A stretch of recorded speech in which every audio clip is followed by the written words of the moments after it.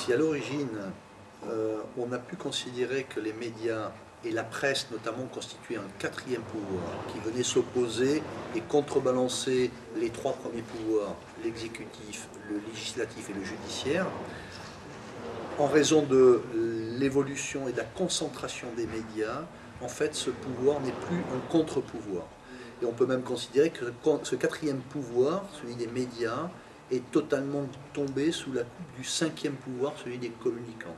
Et j'en veux pour preuve le prix des campagnes électorales, le prix des campagnes de communication qui vont influencer l'opinion publique, donc à travers ce qui est anciennement le quatrième pouvoir. Dans un autre côté, j'observe avec beaucoup d'espoir l'émergence d'un sixième pouvoir.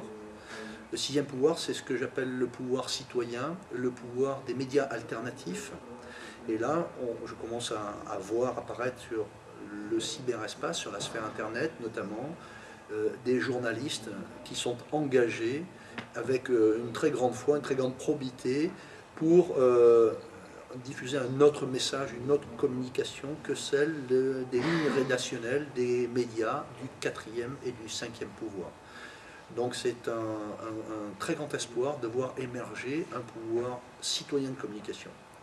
Cependant, un certain nombre de grandes puissances ont pris les devants et veulent contrôler absolument la sphère du cyberespace. Et donc le sixième pouvoir est lui aussi l'objet de tractations, de menaces et de manipulations.